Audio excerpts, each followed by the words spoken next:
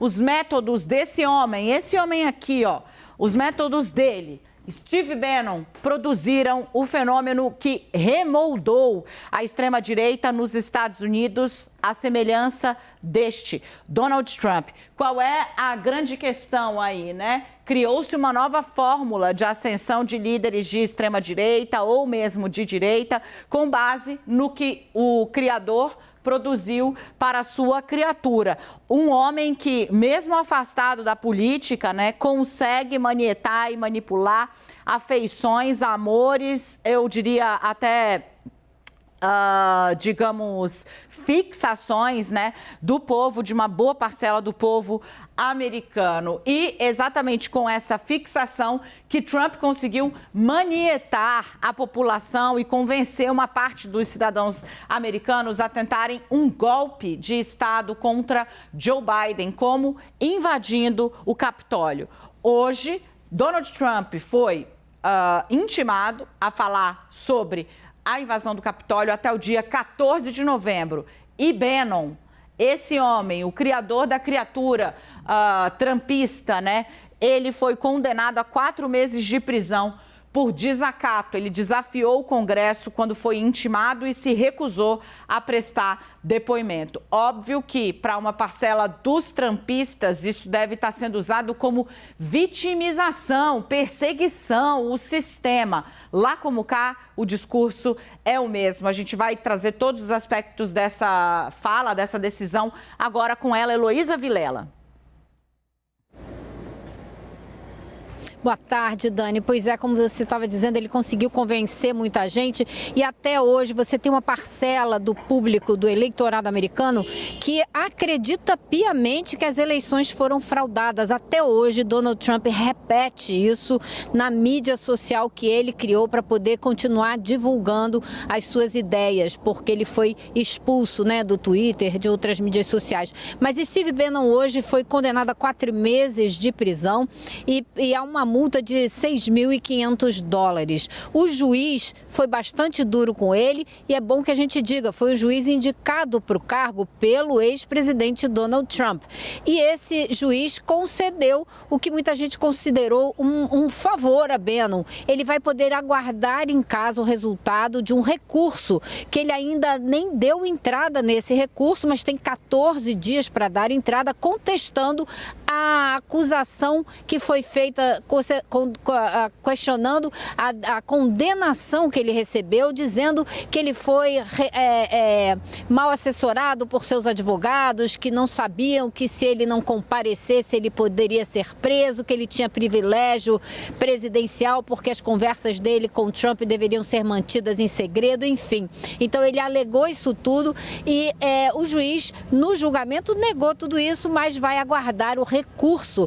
E esse recurso, então, ninguém sabe quanto tempo vai demorar para ser julgado, porém a pena está aí, 4 meses de cadeia. E ele deixou o tribunal com muita segurança, adotando aquele velho sistema de que a melhor arma de defesa é o ataque. Ele saiu dizendo que hoje foi o dia do julgamento dele, mas que no dia 8 de novembro será o julgamento do regime ilegítimo de Joe Biden. Foi assim que ele se referiu ao presidente dos Estados Unidos. E também a Nancy Pelosi, presidente da Câmara, e também a todo o comitê. Comitê, claro, esse que ele estava se referindo, o comitê que investiga a invasão do Capitólio no dia 6 de janeiro. Comitê que hoje também intimou Donald Trump a depor, uma decisão que eles tomaram na semana passada e por unanimidade os 7 deputados democratas e os 2 republicanos.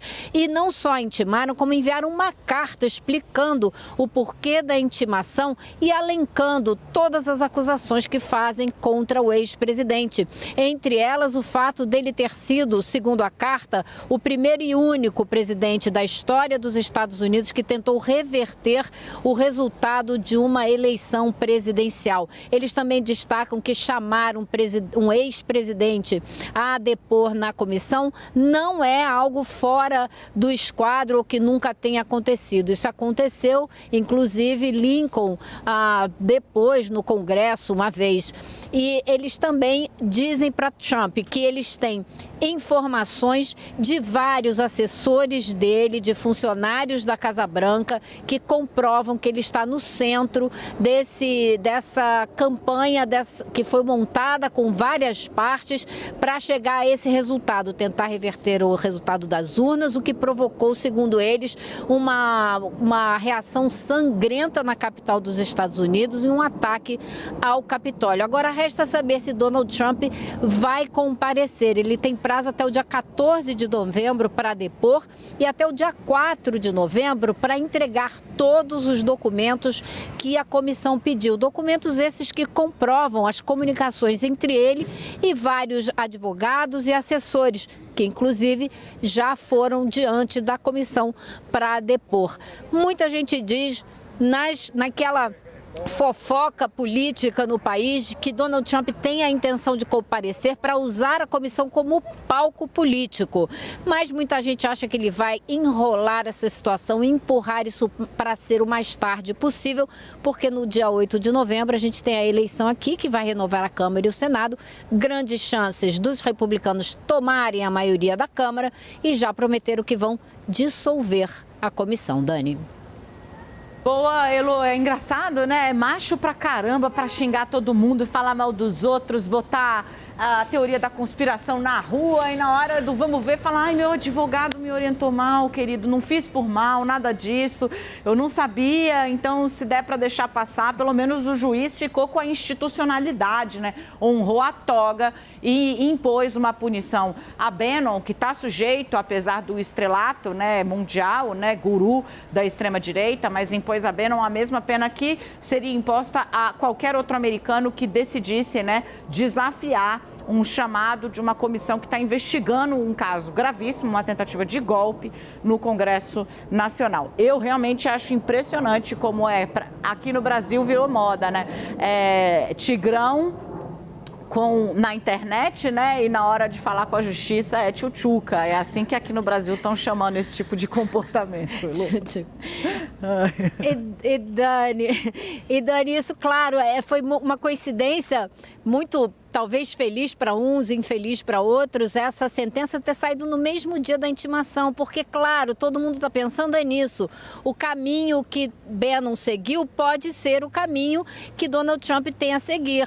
Agora, eu destaco que esse processo todo do Bannon, entre ele ter sido intimado a depor e essa sentença, foram 10 meses. Então, também há que se considerar aí um bom prazo para a resolução desse caso, se o Donald Trump decidir não aparecer.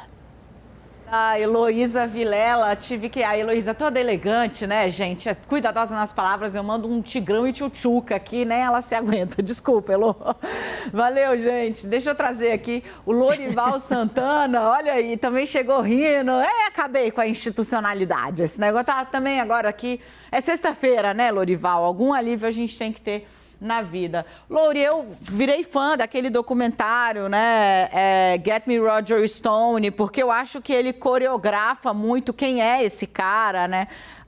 Esses caras, né, o próprio Roger, mas também o Steve Bannon, né, e a forma como eles encontraram utilizando rede social, ódio e medo, né, e desinformação, conseguir mobilizar tanto os corações e as mentes das pessoas no que virou uma receita para trampinhos espalhados por todo o mundo. Agora, o que está acontecendo é que os Estados Unidos, as instituições estão mostrando força, insistindo na apuração, num momento em que ainda há eleitores alucinados a ponto de ameaçarem o FBI, quando o FBI cumpre ordem judicial para buscar documentos oficiais e sigilosos, secretíssimos, que Trump simplesmente resolveu botar debaixo do braço e levar para a residência dele na Flórida, em Mar-a-Lago. As instituições estão se mantendo de pé.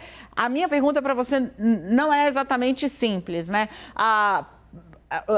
O fato dos Estados Unidos terem uma democracia sólida e se colocarem como, né, a nação democrática dá essa força e empurra as instituições a fazerem esse debate a sério. E dois, né, quanto a essa eleição de meio mandato, né, a eleição do Congresso que vai acontecer agora, quanto esse assunto pode pautar essa eleição?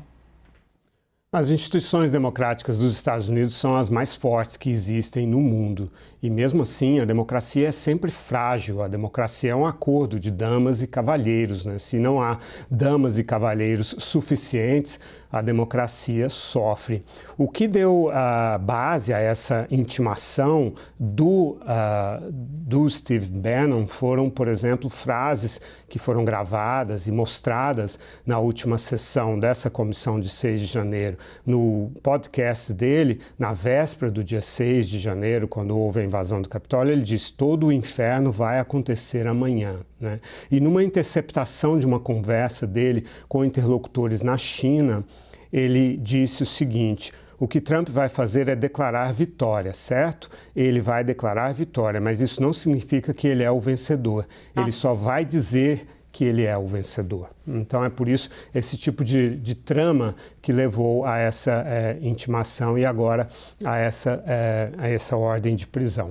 No entanto, o que você pergunta sobre o impacto, na verdade, isso foi construído de uma forma tão hábil desde os anos 90 que as pessoas já estão decididas que aquelas pessoas que apoiam essa corrente, que a justiça não é isenta, mesmo o juiz tendo sido nomeado pelo Donald Trump. Então eles têm essa saída, dizer que existe um Estado profundo que é contra os Estados Unidos, que é contra os republicanos, os conservadores e assim por diante. E quem criou, Daniela, todo esse sistema foi o Newt Gingrich nos anos 90. Ele era o presidente da Câmara dos Deputados e ele percebeu que pela demografia dos Estados Unidos, os republicanos não teriam chances mais de vencer eleições. Ele disse isso claramente para os republicanos. Então, ele criou esse método de atacar as pessoas do ponto de vista moral, pessoal, não mais ir para a argumentação de políticas públicas, mas sim dizer que a pessoa não vale nada, desumanizar a pessoa para justificar intimidações violentas, ameaças e tal. É uma receita fascista mesmo, assim, né? É claro, assim, e assim, gente, não estou jogando palavra ao vento, ao léu, é só estudar o que foi o movimento fascista, né? De Mussolini, né? E como eles operavam. Agora, com as redes sociais, isso ganhou uma novíssima, amplíssima escala. Sem elas já fizeram muito estrago, mas a ideia toda é muito claramente inspirada nisso, né, Luiz? Existe um livro que eu estive ouvindo recentemente, porque eu não sou muito de ler livros, eu ouço.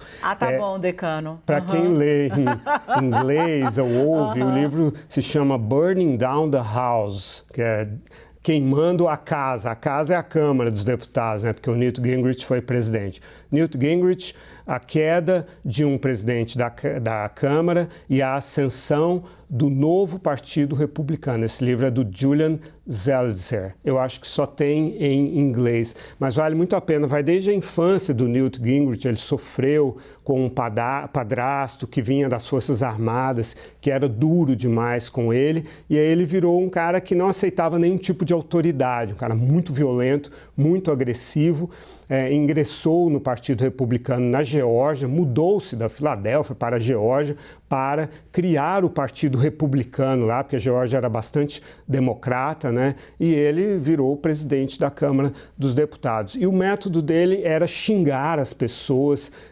injuriar, difamar, e ele falava isso, era um sistema teórico que ele criou mesmo. É assim que a gente vai conseguir vencer, sem limites, indo direto nas pessoas, dando socos mesmo, às vezes até literalmente, porque as pessoas vão ficar tão atônitas, isso não era comum na época, né? Então, isso de fato deu nova vida a esse novo Partido Republicano. E agora a gente está diante hoje da formalização da intimação do Donald Trump. Isso tem eleições no dia 8 de novembro, estamos muito perto das eleições, mas o efeito é pequeno porque aqueles que são seguidores dessa corrente, dessas pessoas, né, acham que tudo isso são conspirações, né? Então foi ao longo dessa história foi, ao mesmo tempo, desconstruída a credibilidade da justiça, da imprensa, do FBI, da polícia, da polícia quando os investiga, né? Quando faz parte de outro tipo de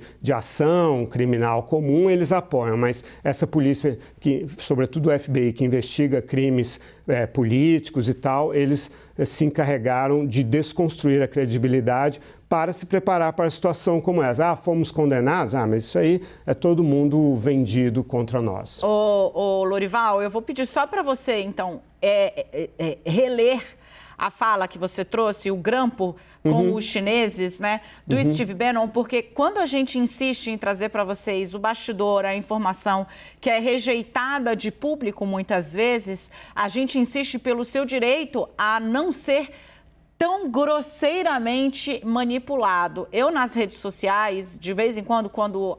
Agora eu parei de responder real oficial, assim. Eu falei, quer falar, fala, entendeu? Deu pra mim.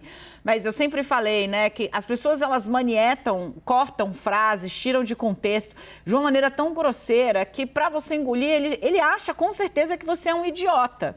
E eu replico isso aqui porque é impressionante a consciência que ele tem de que ele está levando a nação inteira, ou uma parte dela, né, ao precipício de propósito e com consciência disso. Eu vou pedir para você repetir e aí a gente se despede. Até logo, porque a gente dá fala de guerra hoje nessa edição do 360. Abre aspas, o que Trump vai fazer é declarar vitória, certo? Ele vai declarar vitória, mas isso não significa que ele é o vencedor. Ele só vai dizer que ele é o vencedor. Fecha aspas. Só. Obrigada, Lorival Santana.